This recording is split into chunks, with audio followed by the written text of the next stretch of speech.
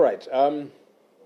The bias of the Speaker of Parliament is becoming a lot more prevalent nowadays, and this bias can be seen in the modus operandi. A couple of times colleagues will have bills that they will want to push through, and they will be suffocated. Last year, the Honourable Odria of Aringa wanted to table, first of all, notice, to give notice, and he gave notice, and he wanted to be given leave of Parliament eventually to bring amendments to the Administration of Parliament Act. His concern for him at the time was commissioners, because he was saying, I also would like, or anybody else from the NRM side, to become a commissioner among the three of the NRM. But he was frustrated. He was never put on the order paper to be granted leave, and so on. Honourable Oguzuli, about 2 or so months ago, gave notice and wanted to seek leave of Parliament to amend the Administration of Parliament Act. But that did not happen. Our colleague, the Honourable Lumu, from nowhere, of course it is, right? He's entitled to do that. But the fact that everything of his happened very quickly, that when he gave notice, very quickly he was put on the order paper, he was granted leave, now the bill has been read for the first time.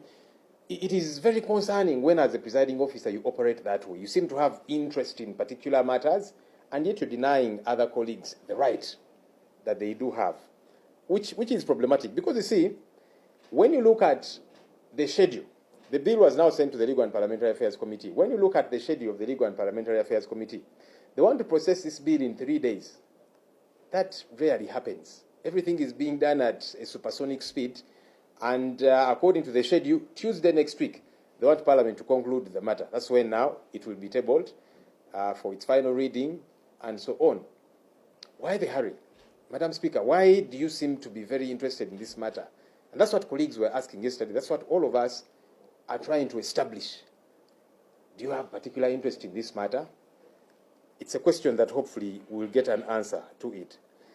The thing about Honourable Lumu's proposal, like I've said, it is his right as a private member to bring through a bill such as this one.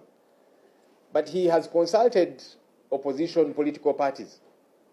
But each one of them he has gone to has told him, no, this is a bad idea, including the party from which he comes.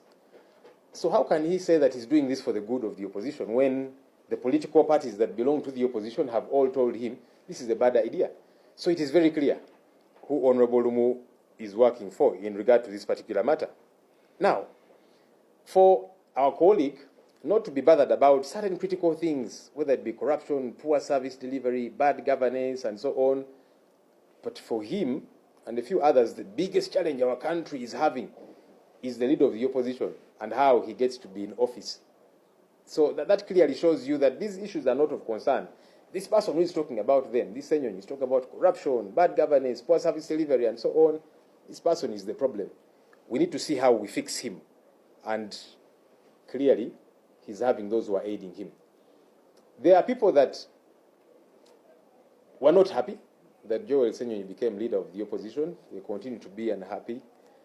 And that's not expected. Maybe they thought it would have been there. Maybe it should have remained for a bit longer and that kind of thing. I feel sorry for them. I hope they will not fall sick because really leadership comes from God. But even more importantly, Joel Senyonyi is not meant to be leader of opposition forever. No. I'm here in this office. I was not the first in this office, and I'm not going to be the last in this office.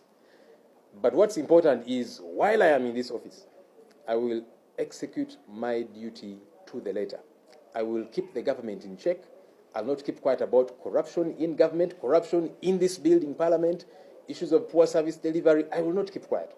Now, I know that those things are annoying people, and that's why they're moving very quickly to deal with Senyonyi. And we hear, by the way, which is even problematic against the law, that after they have passed this bill, they want it to take effect immediately.